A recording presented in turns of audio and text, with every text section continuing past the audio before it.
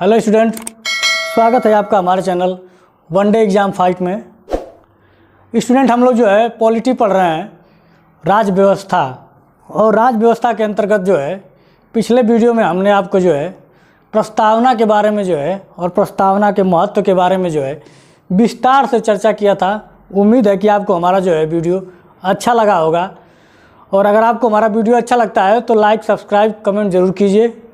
इससे और हौसला बढ़ता है ताकि आपके लिए अलग से नए नए प्रकार के जो है वीडियो बना के लाया जा सके, जिससे आपको आसानी से जो है आपको अपनी बात जो है आप तक पहुंचा सके। आज का जो टॉपिक है स्टूडेंट, संविधान के स्रोत। संविधान के स्रोत का तात्पर्य है, जो लोग नहीं जानते हैं उनको बता देना चाहते हैं कि लगभग 60 देशों का संविधान का अवलोकन करने के बाद हमारे देश के संविधान के निर्माताओं ने जो है एक अपना देश के लिए जो है एक अच्छा संविधान तैयार किया। यानी कि 60 देशों का संविधान पढ़ने के बाद जो है उन देशों के संविधानों के हिसाब से अपने देश के वर्तमान स्थितियां कैसी हैं, भौगोलिक स्थितियां कैसी हैं, सामाजिक स्थितियां कैसी हैं, उनके हिसाब से उनके संविधान का कौन सा भाग अच्छा है हमारे देश के लिए, और ज़रूरत के हिसाब से उसमें संशोधन करके जो है अपने संविधान में जो है शामिल किया गया। तो स्टूडेंट, वही हम देखेंगे कि हमारे जो स्रोत हैं, मतलब हमारे देश का जो बनने वाला जो संविधान के जो स्रोत है वो किन किन देशों से जो लिया गया है और क्या क्या टॉपिक जो है उन देशों से लिया गया है।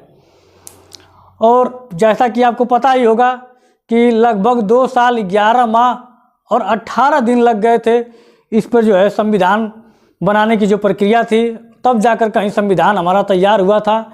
और लगभग इस पर जो है 60 देशों के संविधान का अवलोकन करने के बाद इस पर 114 दिनों तक जो है चर्चा किया गया था कि कौन सा भाग हमारे देश के अनुकूल है, कौन सा नहीं है। उसके बाद उसको जो है संविधान में शामिल किया गया था। एक बहुत लंबी प्रक्रिया चली थी संविधान को निर्माण में। तो आज हम देखेंगे कि संविधान के स्रोत बहुत शॉर्ट में हम आपको बताएंगे, और ये एग्ज़ाम की दृष्टि से जो है बहुत ही महत्वपूर्ण है। एग्ज़ाम की दृष्टि से समझिए मोस्ट इम्पॉर्टेंट है, क्योंकि बहुत बार सीधे एग्ज़ाम में पूछा हुआ है, चाहे पीसीएस में पूछता है, चाहे लोअर पीसीएस में, आरओ में, और यूपीएससी जैसे एग्ज़ामों में भी जो है ज़रूर आता है। तो ये बहुत इम्पॉर्टेंट है, संविधान के स्रोत। और एक नज़र का मतलब आप समझ लीजिए कि एकदम जितना शॉर्ट हो सकता था उतना शॉर्ट में आपके लिए जो है लेके आए हैं हम। तो यहाँ पर सबसे पहले हम देखेंगे कि स्रोत और ली गई जो विशेषताएं हैं या कौन सा टॉपिक जो है लिया गया है किस देश से। तो यहाँ पर सबसे पहले जो है यहाँ पर हम देखेंगे भारत शासन अधिनियम 1935, क्योंकि सबको पता है कि भारत शासन अधिनियम 1935, यूँ कह लीजिए कि जब देश आज़ाद नहीं हुआ था तो भारत शासन अधिनियम 1935 के बहुत सारे अनुच्छेद देश पे लागू थे, और जो वर्तमान संविधान है उसमें भी बहुत सारे जो अनुच्छेद हैं वो 1935 के ही चल रहे हैं आज तक। तो यहाँ पे भारत शासन अधिनियम 1935 के का जो अंग्रेज़ों के द्वारा जो बनाया गया था शासन अधिनियम, उसमें से जो है अपने देश के संविधान में जो लिया गया भाग है वो है संघीय तंत्र, राज्यपाल का कार्यालय, न्यायपालिका, लोक सेवा आयोग। जैसा कि आपको पता है कि लोक सेवा आयोग जो है ये अंग्रेज़ों की ही देन थी। उस समय जो है लोक सेवा आयोग का गठन जो है 1926 में हुआ था, और ये लोक सेवा आयोग तभी से चल रहा है। इसको भी जो है 1935 के शासन अधिनियम से ही लिया गया है। आपातकालीन उपबंध भी जो है 1935 शासन अधिनियम में ही था। वह प्रशासनिक विवरण, कहने का तात्पर्य है कि संघीय तंत्र, राज्यपाल का कार्यालय, न्यायपालिका, लोक सेवा आयोग और आपातकालीन उपबंध, ये उन भारत शासन अधिनियम 1935 के ही हिस्सा रहा है, और जो हमारे वर्तमान संविधान में शामिल है। अगला देखेंगे हम ब्रिटेन का संविधान। यानी कि ब्रिटेन के संविधान से हमने क्या लिया है, संसदीय शासन, पार्लियामेंट्री सिस्टम, संसदीय शासन, विधि का शासन। विधि का शासन का तात्पर्य कि कानून सबके लिए समान है। विधायी प्रक्रिया,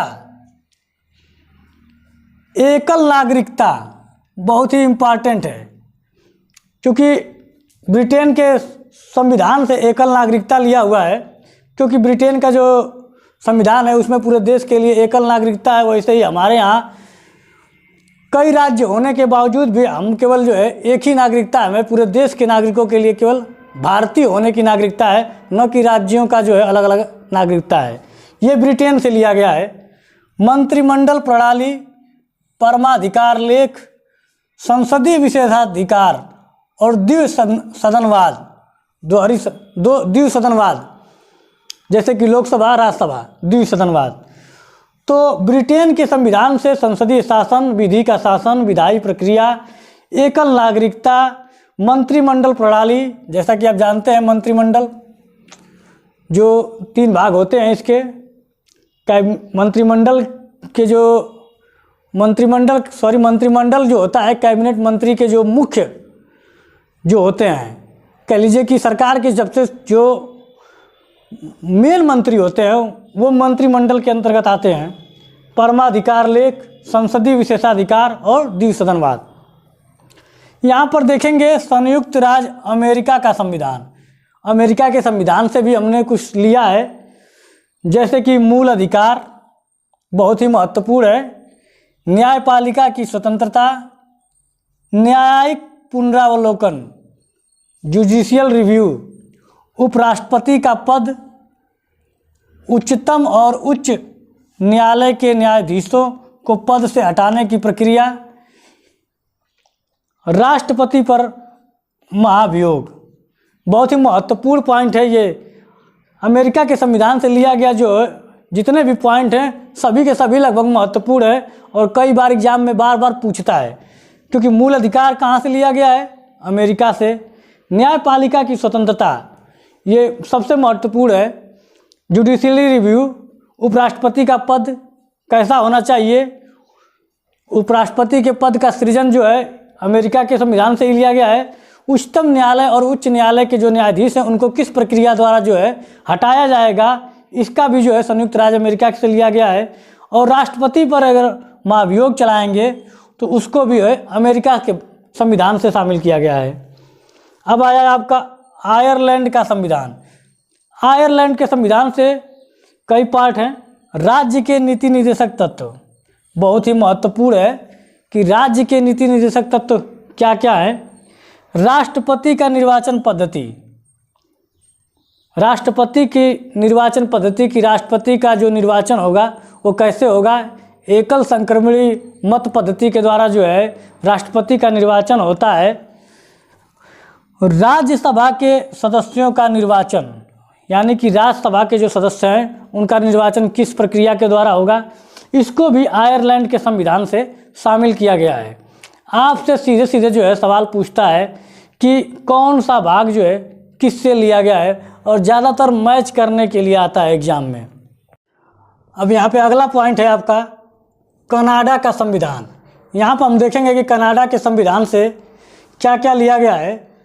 तो सशक्त केंद्र के साथ संघीय व्यवस्था, मतलब सशक्त केंद्र के साथ जो है संघीय व्यवस्था, अवशिष्ट शक्तियों का केंद्र में निहित होना, केंद्र द्वारा राज्य के राज्यपाल की नियुक्ति, उच्चतम न्यायालय का परामर्शीय न्याय निर्णयन। कनाडा के संविधान से सशक्त केंद्र के साथ संघीय व्यवस्था, यहाँ पे जो है केंद्र को थोड़ा सा जो है मजबूत बनाया गया है। हमारे संविधान में भी क्या है, केंद्र को थोड़ा ज़्यादा शक्ति दिया गया है। केंद्र जो है राज्यों की तुलना में ज़्यादा शक्तिशाली है। अवशिष्ट शक्तियों का केंद्र में निहित होना, जो अवशिष्ट शक्तियाँ हैं जैसे कि जब संघ सूची, राज्य सूची और समवर्ती सूची के अंतर्गत जो कुछ भाग जो हैं केंद्र सरकार को, अवशिष्ट शक्तियाँ जो है वो केंद्र सरकार में निहित कर दी गई हैं। और केंद्र के द्वारा राज्य के राज्यपाल की नियुक्ति, केंद्र को ही ये ताकत दी गई है कि वो प्रत्येक राज्यों में जो है राज्यपाल की नियुक्ति करे। और उच्चतम न्यायालय का परामर्शीय न्याय निर्णयन, ये कनाडा के संविधान से लिया गया है। अब अगला टॉपिक है आपका पॉइंट ऑस्ट्रेलिया के संविधान। ऑस्ट्रेलिया के संविधान से क्या लिया गया है? समवर्ती सूची बहुत ही इम्पॉर्टेंट है। समवर्ती सूची राज्यों की और संघ सूची राज्य और केंद्र सरकार दोनों का जो मिला जुला होता है, जब शक्तियों का बंटवारा होता है, वो समवर्ती सूची के अंतर्गत आता है। व्यापार वाणिज्य समागम की स्वतंत्रता, संसद के दोनों सदनों की संयुक्त बैठक, इम्पॉर्टेंट है, पूछता है। संसद के दोनों सदनों की संयुक्त बैठक जो होती है, यानी कि लोकसभा और राज्यसभा की जो है संयुक्त बैठक जो होती है, वो कनाडा ऑस्ट्रेलिया के संविधान से लिया गया है। और संयुक्त बैठक की अध्यक्षता कौन करता है? लोकसभा का अध्यक्ष। ठीक है, तो समवर्ती सूची, व्यापार वाणिज्य और समागम की स्वतंत्रता और संसद के दोनों सदनों की संयुक्त बैठक। अगला है जर्मनी। जर्मनी से क्या क्या लिया गया है? आपातकाल के समय मूल अधिकारों का स्थगन। जो हमारे मूल अधिकार होते हैं, इमरजेंसी के टाइम जो है उन मूल अधिकारों को क्या किया जाता है? स्थगन कर दिया जाता है। और जैसे कि जब भी देश में इमरजेंसी लगेगी, हमारे देश का ऐसा संविधान है कि उस देश का जो है यूनिफॉर्म रूप आ जाएगा, यानी कि पूरी की पूरी शक्तियां जो है केंद्र के निहित हो जाएंगी इमरजेंसी के टाइम, और मूल अधिकारों का जो है स्थगन हो जाता है। ठीक है, अगला है सोवियत संघ। सोवियत संघ रूस को बोलते हैं अब वर्तमान में। सोवियत संघ का जो संविधान है, उससे जो है मूल कर्तव्य बहुत ही इम्पॉर्टेंट है। मूल कर्तव्य और प्रस्तावना में न्याय, सामाजिक आर्थिक और राजनीतिक न्याय का आदर्श रूस से लिया गया है। मूल कर्तव्य हमारा, और प्रस्तावना में जो न्याय सम्मिलित किया गया है, राजनीतिक, सामाजिक और आर्थिक न्याय की जो बात किया गया है, क्योंकि प्रस्तावना हम पढ़ा चुके हैं, आपको समझ में आ रहा होगा कि प्रस्तावना में जो 3 प्रकार के न्याय होते हैं, सामाजिक, आर्थिक और राजनीतिक न्याय, वो सोवियत संघ के संविधान से लिया गया है। अगला जो है फ्रांस का संविधान। फ्रांस के संविधान से गणतंत्रात्मक और प्रस्तावना में स्वतंत्रता, समता, बंधुता के आदर्श शामिल किए गए हैं। इन शब्दों को अगर आपको नहीं समझ में आ रहा है कि गणतंत्रात्मक, स्वतंत्रता, समता, बंधुता, अगर आपको समझ में नहीं आ रहा है तो आप जाकर देख सकते हैं पिछला वीडियो हमारा। प्रस्तावना में इन शब्दों को जो है मैं विस्तार से इनका जो है शब्दावली पढ़ाया हूँ, और उसमें एकदम आराम से और एकदम सरल भाषा में आपको मैंने समझाया है, ताकि आपको कोई भी नया लड़का अगर जो है पहली बार देख रहा है, उसको भी आसानी से समझ में आ जाए। क्योंकि जब तक आप इन शब्दों का अर्थ, सही अर्थ नहीं समझेंगे, आपको हमेशा पॉलिटी में पढ़ने में समस्या आएगी। तो फ्रांस के संविधान में गणतंत्रात्मक, प्रस्तावना में स्वतंत्रता, समता और बंधुता के आदर्श जो हैं, ये फ्रांस के संविधान से शामिल किया गया है। दक्षिणी अफ्रीका का जो संविधान है, दक्षिणी अफ्रीका के संविधान से बहुत ही मोस्ट इम्पॉर्टेंट है संविधान में संशोधन। जो हमारे संविधान में संशोधन की प्रक्रिया है, अनुच्छेद 368, 368, आर्टिकल 368 जो है संविधान में संशोधन करने की जो अनुच्छेद है, इसको हमको दक्षिण अफ्रीका के संविधान से लिया गया है।